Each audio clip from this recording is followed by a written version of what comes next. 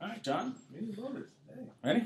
All right. Hey, John. Thanks for coming in today. How are you doing? Thank you. Good. How you doing? Good. Well, appreciate you taking the time to come visit with us. What we wanted to kind of do today was talk a little bit about small businesses and how we can help them kind of get started. As you know, out there people are trying to do a lot of different things, and I think one of the challenges is how to get started and how to move forward with an idea.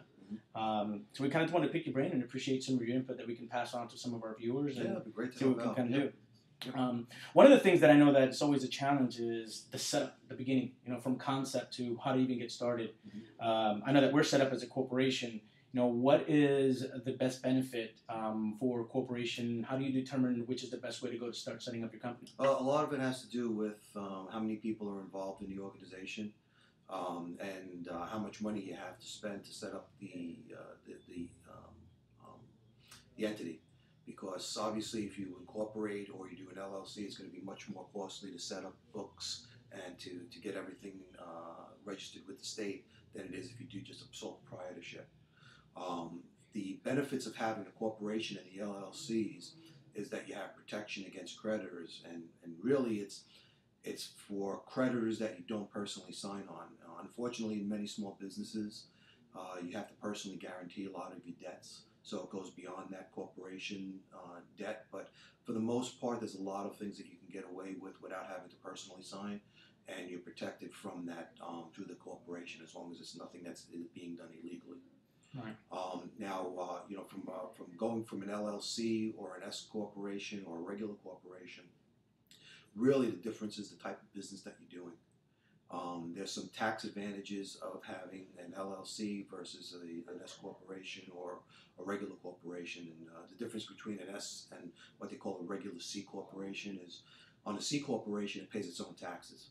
So all three are independent entities in and of themselves, the LLC, the S, and the C Corp. But the C Corp pays taxes all by itself at the corporate rate. An S corporation, the income flows through to you individually like a sole proprietor would show up on your 1040. And same thing with an LLC. What I usually recommend is people to use LLCs in two instances. One, if the LLC is a property owner, and two is if any of the partners are not individuals. Because one of the restrictions in an S corp is you can only have individuals own the stock. So if you have a partnership or another corporation that wants to own a part of the business, you have to use an LLC. And so you would wind up using that entity type. All right. Now, is it a difficult thing to go if you set up yours originally as a corporation? Is it something that's easy to kind of transition over to one of the other options? Yeah, it's paperwork wise, it's easy, but there could be some built-in gains that need to be pushed over from one company to the other. So it depends on the tax situation and the income of the company. Right. To determine what's the best way to do that. But there could be implications. There could be further implications if you switch. So it's better to kind of think about it up front and take your time. It's like I always say, you're better off doing a little more homework up front to save time on the back end so you don't have to go through any of the heartaches. Right. It's interesting because, there's a lot of resources online, but I myself found myself challenged with trying to find, I found all the different options, but it's like, how do I know which option works for me? That's why I think it's important to speak to someone like you that can kind of shed some light as to, what works. It's better to be set up properly up front so that you can avoid any problems long term. Yep. I think, one of the biggest challenges for me setting up my business as well was the taxes. Like just how do I set up taxes? How do I set up payroll? What's the best way to go about it? I mean, is it something that as a small business, I want to immediately jump in and outsource my accounting and payroll to a different company? Or is there, ways that I can kind of use partial assistance from someone like yourself and kind of start learning it on my own, which is what we ended up doing, was working with you, which has been great. I mean, we worked with you, how to set it up, and then from there gradually grew our business, and then we're able to go out and start doing it on our own. But it was one of those challenges to get set up on the right taxes and all that other stuff. So, I mean, I don't know how... Yeah, I mean, there's a lot of alternatives that you can use. I mean, QuickBooks is a great resource. For a lot of different pieces. They can handle all of your tax filings if you want to use them for payroll, and they're fairly inexpensive. You'll have to do some of the front end work, like creating the paychecks, but they can actually do the tax deposits for you. The one thing I'll tell you is, and I always tell my clients this, is you're in your business because you're good at what you do. You're in internet marketing, you're in Facebook and those types of businesses, and that's what your expertise is. Your expertise is in accounting and taxes, and the more time you spend doing accounting and taxes, the less time you spend doing what you're really good at and what your business is about. So, in the very, very beginning, you may want to do it yourself and use QuickBooks and do the payroll taxes yourself. But in a short time, you should really look at utilizing some sort of an accounting person, whether it be a bookkeeper or an accountant. Sometimes you can get away a lot cheaper by using someone who's a bookkeeper on a monthly basis and only use your accountant on an as-needed basis. Sometimes, as myself, I provide all the services, and I'm at a reasonable price because I don't feel that I need to overcharge people for what they for the services we provide. And so we provide the full gamut from beginning to end, which I would prefer, because then you're working with one person, one idea, and we're both working in the same vein and on the same track. Yeah. So we're working towards the same result and the same resolve. So it's usually better than that, and it's really it's really not that expensive. I mean, our accounting services can start as little as $50 a month. So you're not talking about having to spend $500 or $600 a month for a service. And again, it depends on how much you do versus how much we have to do and how much we need involvement. Now, I got to tell you, I mean, it was definitely in our best interest to do so, just because at first, one of the challenges another challenge that we had with starting our business is that, like you mentioned, social media is our business, and we need to focus 100% of our attention towards social media. So take 20% of our time away from that to manage the accounting side can be a lot more costly than the $50 or even a couple $100 a month. It's definitely worth investing in getting someone who can set you up and give you the time to be able to do what you're good at. So yeah, people don't realize in the long run you're spending more money. Yeah, definitely. It's just like when you buy something for the house and you try to save some money by buying a cheaper product, and the product only lasts 6 months versus if you would have spent that extra $100, you probably would have had the product for 2 years. Right.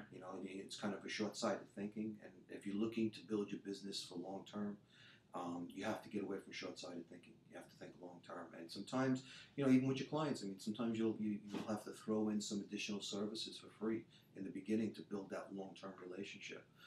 Because that's what you're trying to build is a long-term relationship. It's a lot easier and a lot less expensive to keep your clients you already have than to find new clients. And if you do a good job, you find, in our case, for example, our business is not coming from the clients that we already have. So the referral business is very big. Yeah.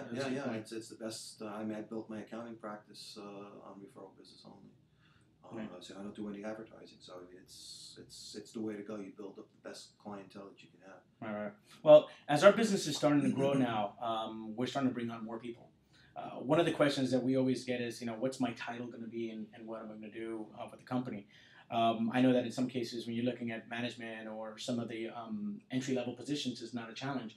Is there a difference, and how important is it titles that are given throughout a company, whether it's Chief Operating Officer or President, Vice President? How important are those when it comes to your business? Well, whenever you assign someone a title that has an officer on the end, you have to be very careful because most of the time that officer name connotates that they have a certain authority within the business to bind the business.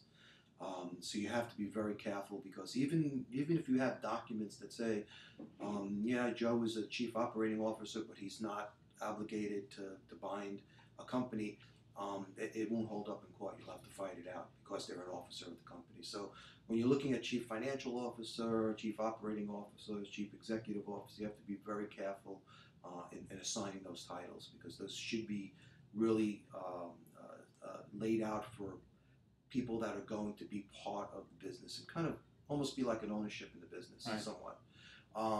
Secretary Treasurer is another big title that's very, very important because the secretary is actually the person that signs all of the stock certificates. Every stock certificate has to be signed by the secretary.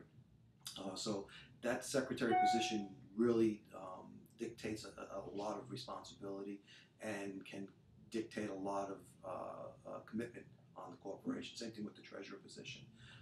President also. When you get into the vice presidents, you're a little bit less likely to run into those types of problems.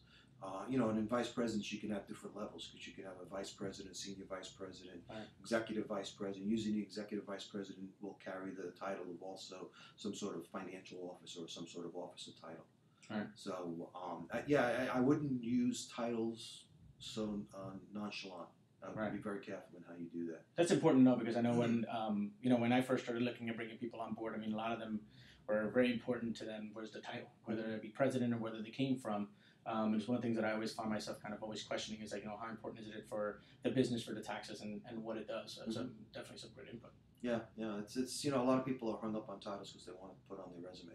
Right. It's a resume builder, but you have to do what's right for your business. Yeah, which sometimes, to be honest with you, sometimes having a title of a president actually ends up hurting you. Yeah. I have a couple of people that I know that have actually lost their positions and now having a hard time finding a job because they're overqualified because of the position they had. So it's important, number one, is to get the position you want, but also think long term, on what you want to do and how it's going to affect your business and you personally. Yeah, absolutely. Well, John, I appreciate you taking the time. Yeah. Thanks for coming out. Yeah, if somebody wants to call you for your services, how can they reach you? Yeah, they can reach me at my office at 954-461-8986, or you can visit my website. It's www.poropat.com.